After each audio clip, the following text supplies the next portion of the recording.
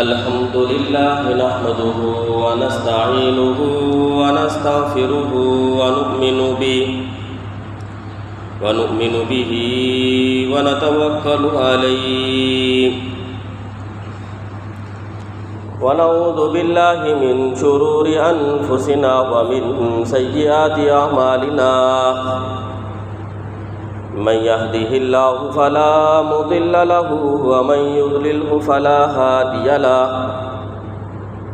ونشهد أن لا إله إلا الله وحده لا شريك له ونشهد أن سيدنا وسندنا ومكينا ومدنينا ومولانا محمدا عبده ورسوله أما بعد فأعوذ بالله من الشيطان الرجيم بسم الله الرحمن الرحيم رب المشرقين ورب المغربين فبأي آلاء ربكما تكذبان وقال النبي صلى الله عليه وسلم الدين النصيحة أو كما قال عليه الصلاة والسلام صدق الله مولانا العظيم وصدق رسوله النبي الأمي الهاشمي المدني الكريم ونحن على ذلك لمن الشاهدين والشاكرين والحمد لله رب العالمین۔ تمام حضرات عقیدت اور محبت کے ساتھ عبادت اور ثواب کی نیت سے نماز میں پڑھا جانے والا درود شریف ایک مرتبہ بآواز بلند پڑھنا۔ اللہم صلی علی محمد وعلی آل محمد کما صلیت علی ابراہیم وعلی آل ابراہیم انک حمید مجید۔ اللہم بارک علی محمد وعلی آل محمد کما بارکت علی ابراہیم وعلی آل ابراہیم انک حمید مجید۔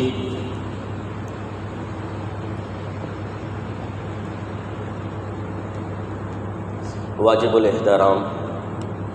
عزیزان گرامی، آپ کے سامنے قرآن کریم فرقان مجید 27واں پارہ سورۃ الرحمن کی 2 آیات کریمہ تلاوت کی اور سرکار دو عالم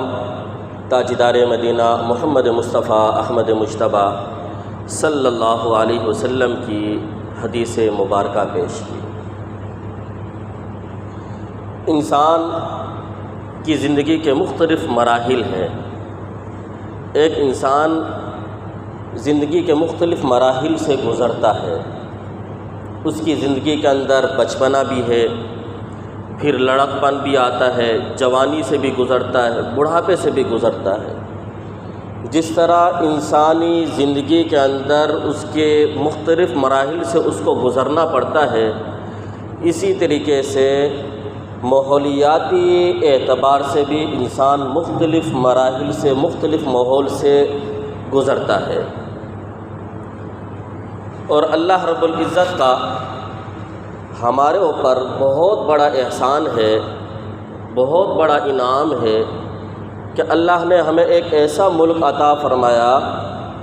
کہ جس کے اندر تمام موسم اس کے اندر پائے جاتے ہیں۔ چاروں موسم اس ملک کے اندر موجود ہیں، ورنہ آپ ترقی یافتہ ممالک کو دیکھیں، ریسرچ کریں تو آپ کو پتہ چلے گا کہ وہاں پر کسی جگہ پر اگر سردی ہے تو پورا سال سردی رہتی ہے، کسی جگہ پر گرمی ہے تو پورا سال گرمی رہتی ہے۔ لیکن اللہ رب العزت کا ہماروں پر بڑا احسان ہے کہ ایک ہمیں ایسا ملک عطا کیا ہے کہ چاروں قسم کے موسم ہمارے پاس موجود ہیں۔ سردی ہے، گرمی ہے، موسم بہار ہے، موسم خزاں ہے، ہر قسم کا۔ اور حدیث پاک میں آپ صلی اللہ علیہ وسلم نے اور قرآن کریم کی کئی آیات کے اندر اللہ تعالیٰ نے اپنی نعمتوں میں سے یہ نعمت شمار کی ہے کہ یہ بہت بڑی نعمت ہے۔ قرآن کریم کی میں نے آیات آپ کے سامنے تلاوت کی۔ اللہ رب العزت فرماتے ہیں رب المشرقین و رب المغربین، جس کا لفظی ترجمہ یہ ہے کہ وہ اللہ دو مشرقوں کا رب ہے، دو مغربوں کا رب ہے۔ ظاہری طور پر تو ہمیں یہ معلوم ہے کہ مشرق ایک ہے، مغرب ایک ہے، لیکن قرآن کریم کی اس آیت میں اللہ نے فرمایا کہ وہ اللہ دو مشرق کا رب ہے، دو مغرب کا رب ہے۔ اب اس آیت کا مطلب کیا ہے؟ تو مفسرین نے اس آیت کا مطلب یہ بیان کیا کہ موسم دو قسم کے ہیں بڑے بڑے، ایک ہے گرمی کا موسم اور ایک ہے سردی کا موسم۔ سردی میں سورج الگ جگہ سے طلوع ہوتا ہے، اس کی طلوع ہونے کی جگہ الگ ہے، اور پھر گرمی کے اندر سورج کی طلوع ہونے کی جگہ الگ ہے۔ جہت تو ایک ہے لیکن جگہ اس کی آگے پیچھے اوپر نیچے ہے۔ تو اللہ تعالیٰ نے کہا رب المشرقین، وہ دو جگہوں سے جہاں سے سورج نکالتا ہے، سردی سے الگ جگہ سے سورج نکلتا ہے، گرمی سے الگ جگہ سے سورج نکلتا ہے، وہ اللہ ان دونوں مشرقوں کا رب ہے۔ اسی طرح سردی کے اندر سورج ایک الگ جگہ کے اندر جا کر طلوع ہوتا ہے، گرمی کے اندر سورج دوسری جگہ پر جا کر غروب ہوتا ہے، تو غروب ہونے کی بھی جگہ دو ہیں، اس لیے اللہ تعالیٰ نے فرمایا وَرَبُّ الْمَغْرِبَيْنِ، وہ دو مغربوں کا رب ہے۔ تو یہ موسم سردی کا ہو یا گرمی کا ہو، یہ اللہ رب العزت کے انعامات میں سے بڑی بڑی نعمتیں ہیں، اس لیے فرمایا فَبِأَيِّ آلَاءِ رَبِّكُمَا تُكَذِّبَانِ، کہ تم اپنے رب کی کون کون سی نعمتوں کو جھٹلاؤ گے، انکار کرو گے۔ سردی کے موسم کے بارے میں آپ صلی اللہ علیہ وسلم نے فرمایا الشتاء تحفۃ المؤمن، یہ سردی کا موسم تو وہ مومن کے لیے تحفہ ہے کہ اس کے دن چھوٹے ہوتے ہیں جس میں روزہ رکھنا آسان ہے، اس کی راتیں لمبی ہوتی ہیں کہ رات کو اٹھ کر تہجد میں کھڑا ہونا آسان ہے، رات کو عبادت کرنا اس کے لیے آسان ہو جاتا ہے، رات اتنی لمبی ہوتی ہے کہ نیند پوری ہو جاتی ہے، صبح کو نماز کے لیے اٹھنا یہ اس کے لیے آسان ہے۔ اسی طرح گرمی کے بارے میں بھی اللہ تعالیٰ نے اور قرآن کریم کے اندر اس کو نعمت بیان کیا، اور اسی طریقے سے آپ صلی اللہ علیہ وسلم نے اس کی وجوہات بھی بیان کی کہ یہ سردی اور گرمی کس وجہ سے ہوتی ہے۔ آپ صلی اللہ علیہ وسلم نے فرمایا اشتکت النار الی ربہ، کہ ایک دن جہنم نے اللہ تعالیٰ سے شکایت کی، درخواست کی، اے اللہ آپ نے جو مجھے بنایا ہے جس جگہ پر، جگہ کے اعتبار سے میری جگہ بہت کم ہے، تپش اتنی زیادہ ہے، گرمی اتنی زیادہ ہے کہ میرے ایک حصے نے دوسرے حصے کو کھا لیا ہے، اے اللہ میں آپ سے درخواست کرتی ہوں میرے بارے میں کوئی فیصلہ کیجئے، مجھے بتائیے، کوئی حکم جاری کیجئے۔ تو اللہ رب العزت نے جہنم کو دو سانس لینے کی اجازت دی، فَأَذِنَ لَهَا نَفَسَيْنِ، دو سانس لینے کی اس کو اجازت دی۔ اب وہ ایک سانس باہر کو نکالتی ہے اور ایک سانس وہ اندر کو کھینچتی ہے۔ تو آپ صلی اللہ علیہ وسلم نے فرمایا کہ جب وہ سانس باہر کو نکالتی ہے تو اس کے سانس نکالنے کی وجہ سے باہر کے ماحول کے اندر، دنیا کے اندر گرمی کا موسم پیدا ہو جاتا ہے، شدت محسوس ہوتی ہے، وہ گرمی وہ اس کی وجہ سے ہے، جہنم کی آگ کی وجہ سے، اس کی تپش کی وجہ سے۔ اور ایک سانس وہ اندر کو کھینچتی ہے، جب وہ سانس اندر کو کھینچتی ہے تو ماحول کے اندر جو گرمی ہوتی ہے وہ سب کھینچ لیتی ہے، جس کی وجہ سے تمہارے ہاں سردی کا موسم بن جاتا ہے۔ تو ایک نظریہ جو ہمیں قرآن کریم میں اور احادیث میں ملا ہے، سردی اور گرمی اللہ رب العزت کے احکامات میں سے ایک حکم ہے، اللہ کا حکم ہوتا ہے، اور پھر اس کی وجہ آپ صلی اللہ علیہ وسلم نے بیان فرما دی کہ کیوں ہوتی ہے، اس لیے کہ جہنم سانس کھینچتی ہے، یا وہ واپسی پیچھے کو کھینچتی ہے یا باہر کو نکالتی ہے، اس وجہ سے سردی یا گرمی ہو جاتی ہے۔ اب اس کے اندر ہمارے کو کیا کیا کرنا چاہیے؟ گرمی جس طرح انسان کے لیے فائدہ مند ہے، بعض دفعہ یہ اس کے لیے نقصان کا سبب بھی بن جاتی ہے۔ ظاہری طور پر، طبی طور پر کتنے فائدے ہیں گرمی کے، کہ انسان کو جسم کے اندر وٹامن ڈی کی ضرورت ہوتی ہے، وہ گرمی سورج کی وجہ سے پوری ہوتی ہے۔ جتنے بھی آج کل آپ کے پاس پھل آ رہے ہیں، سب سے زیادہ پھل وہ گرمی کے موسم میں ہی پکتے ہیں، پھلتے ہیں، ان میں رس آتا ہے۔ اگر سورج نہ ہو تو یہ پھل نہیں پکیں گے، ان میں مٹھاس نہیں آئے گی، ان میں ذائقہ نہیں آئے گا۔ اس سورج کی تپش کی وجہ سے انسان کے جسم کے اندر بہت سارے ایسے مادہ، زہریلی مادہ ہوتے ہیں جو گرمی کی وجہ سے وہ دم توڑ جاتے ہیں۔ تو گرمی کا موسم اس اعتبار سے انسان کے لیے فائدہ مند بھی ہے، اور بعض مرتبہ یہ انسان کے لیے نقصان کا سبب بھی بن جاتا ہے۔ لیکن آپ صلی اللہ علیہ وسلم نے ہمیں ان موسم سے بچنے کی ترغیب دی، اور ہمارے اوپر کچھ ذمہ داریاں بھی آپ صلی اللہ علیہ وسلم نے ارشاد فرمائی ہیں، اور آپ صلی اللہ علیہ وسلم نے ایسی غذائیں لینے کا ہمیں ترغیب دی ہے جو ہمارے لیے موافق ہو، جو سردی اور گرمی کے اعتبار سے معتدل غذا ہو۔ حضرت امی عائشہ صدیقہ رضی اللہ عنہا فرماتی ہیں کہ ہم نے ایک مرتبہ دیکھا حضور اکرم صلی اللہ علیہ وسلم تربوز، یا یہ آپ کا خربوزہ، بطیخ کے لفظ آتے ہیں، تربوز کا معنی بھی اس کا ہوتا ہے، اس کا معنی بعض حضرات نے خربوزے کی بھی کیے۔ تو آپ صلی اللہ علیہ وسلم خربوزہ کھا رہے تھے یا تربوز کھا رہے تھے، اور ساتھ میں کھجور بھی کھا رہے تھے۔ تو ہم نے پوچھا اللہ کے رسول صلی اللہ علیہ وسلم دو چیزوں کو ملا کر کھا رہے ہیں، ایک لقمہ تربوز کا کھاتے ہیں تو دوسرا لقمہ ساتھ میں کھجور وہ بھی کھا رہے ہیں۔ تو آپ صلی اللہ علیہ وسلم نے فرمایا میں تربوز کی ٹھنڈک کو اس کی کھجور کی گرمی سے مار رہا ہوں، ختم کر رہا ہوں، اور اس کھجور کی گرمی کو میں ختم کر رہا ہوں تربوز کی ٹھنڈک کی وجہ سے۔ یعنی ترغیب دی جا رہی ہے کہ ایسے موسم کے اندر ہمیں ایسی غذائیں لینی چاہیے جو ہمارے جسم کو فائدہ پہنچا سکیں، کہ گرمی کا موسم ہو، ایسا نہ ہو کہ ہم بہت ہی زیادہ ٹھنڈا پانی، زیادہ چیزیں ٹھنڈی استعمال کرنے لگ جائیں جس سے ہمارے جسم کو فائدہ پہنچنے کے بجائے نقصان ہونا شروع ہو جائے، اور ایسی گرم غذائیں بھی مت کھائیں کہ جس سے بجائے جو ہے دوسری بیماریاں پھیل جائیں۔ تو آپ صلی اللہ علیہ وسلم نے معتدل غذائیں لینے کا ہمیں حکم دیا ہے۔ اور ایک جو ہمارے اوپر ذمہ داری آتی ہے وہ یہ ہے کہ اس موسم کے اندر ہم زیادہ سے زیادہ، یعنی ایک اخلاقی ذمہ داری بھی ہے، شرعی ذمہ داری بھی ہے، قانونی ذمہ داری بھی ہے، اور اسی طریقے سے اور بھی کہ ہمیں کیا کرنا چاہیے کہ اس موسم کے اندر ہمیں زیادہ سے زیادہ جو احادیث کے اندر آپ صلی اللہ علیہ وسلم نے ترغیب دی کہ وہ پانی کا صدقہ کیا جائے، خود بھی پانی پیا جائے اور دوسروں کو بھی پانی پلایا جائے۔ آپ دیکھتے ہیں کہ گرمی کے اندر ہم مختلف جگہوں سے بعض دفعہ یہ بوتلیں پانی کی خریدتے ہیں، یہ جوس کی بوتل خرید لی، پانی کی بوتل خرید لی، پانی پیا، اس کے بعد بوتل ہم پھینک دیتے ہیں۔ کیوں؟ اس لیے کہ ہماری ضرورت پوری ہو گئی۔ اگر ہم تھوڑا سا سوچیں کہ اس بوتل کی کتنے لوگوں کو ضرورت ہوئے گی، یہ پانی میں نے پی لیا، لیکن اب میں اس کو پھینکنے کے بجائے اس کے اندر دوسرا پانی بھر کر اپنے گھر کے اندر فریج کے اندر رکھ دوں، جب دوسرے دن گھر سے باہر نکلوں تو 2-3 بوتلیں میرے ہاتھ میں ہوں، اور میں شاپر میں ڈال کر کسی مزدور کو دیکھوں، کسی مستری کو دیکھوں، کسی سبزی بیچنے والوں کو دیکھوں جو گرمی کے اندر بیٹھا ہوا ہے انسان، اب یہی پانی جو میں نے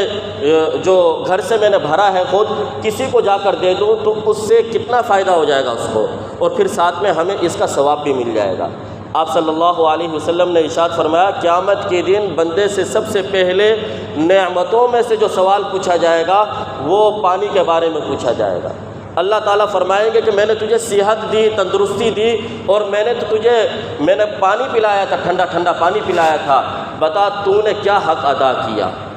اس لیے آپ صلی اللہ علیہ وسلم نے فرمایا الماء البارد نعمت، ٹھنڈا پانی تو یہ اللہ کی نعمتوں میں سے ایک نعمت ہے، اس کی ہمیں قدر کرنی چاہیے۔ اور پھر آپ صلی اللہ علیہ وسلم نے کئی جگہوں پر پانی پلانے کی اور پانی دینے کی ترغیب دی ہے۔ ایک صحابی پوچھتے ہیں اللہ کے رسول صلی اللہ علیہ وسلم میری والدہ کا انتقال ہو گیا ہے، میں اپنی والدہ کی طرف سے ایصال ثواب کرنا چاہتا ہوں، ان کی طرف سے صدقہ کرنا چاہتا ہوں، افضل الصدقہ ایو افضل الصدقہ، سب سے بہترین افضل صدقہ کون سا ہے؟ تو آپ صلی اللہ علیہ وسلم نے فرمایا سقی الماء، پانی پلانا یہ سب سے بہترین صدقہ ہے۔ اس لیے ہمیں چاہیے کہ ہم اس موسم کے اندر جہاں خود اپنا خیال کرتے ہیں، اپنے آس پاس کتنے لوگ ہمارے ایسے ہوں گے جو باہر لوگ کام کر رہے ہیں دھوپ کے اندر، ہم ان کو پانی پلا سکتے ہیں، یہ صدقہ ہے۔ آپ صلی اللہ علیہ وسلم نے فرمایا کہ صدقہ جاریہ میں سے ایک صدقہ یہ بھی ہے کہ آپ پانی کا کنواں کھدوا دیں، یا آج کل جیسے کسی جگہ پر ہم نے ٹینکی رکھوا دی یا کوئی جو ہے مشین رکھوا دی، کولر رکھ دیا ہے، لوگ اس سے پانی پیتے رہیں گے۔ جب تک لوگ اس سے پانی پیتے رہیں گے، انسان، جنات، پرندے، جو چیز بھی اس سے پانی پی گی، تمہارے اعمال کے اندر اجر اور ثواب لکھا جاتا رہے گا۔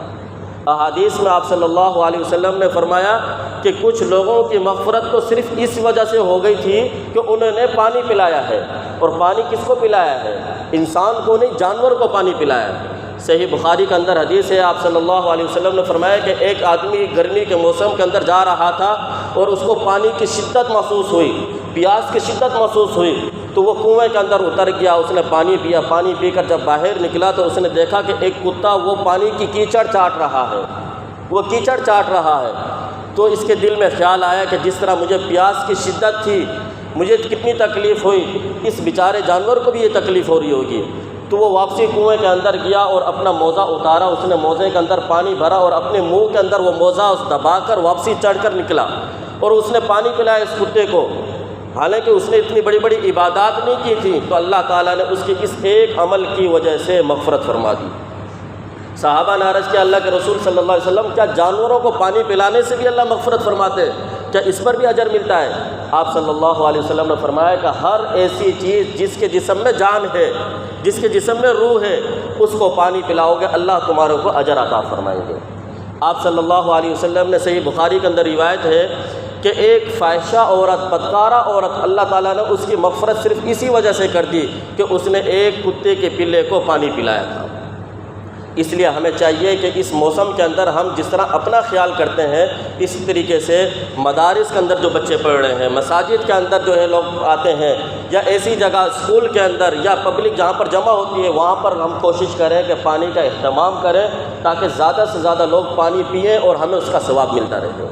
تو اس کا اہتمام کرنا ہے سب سے پہلے، کہ پانی کا انتظام آپ لوگوں نے کرنا جتنا آپ لوگوں سے ہو سکتا ہے۔ کوئی ضروری نہیں ہے بڑے بڑے پلانٹ آپ نے لگانے ہیں، اگر آپ کی صرف ہمت اتنی ہے، آپ ایک بوتل پانی کے اندر بھریں، وہ گھر کے اندر فالتو بوتل آپ کی پڑی ہوئی تھی، آپ نے اس کو فریج کے اندر رکھ دیا اور وہ آپ نے ٹھنڈا کر کے باہر جا کر کسی مزدور کو پلا دیا ہے، اس پر بھی اللہ تعالیٰ آپ کو اجر عطا فرمائیں گے۔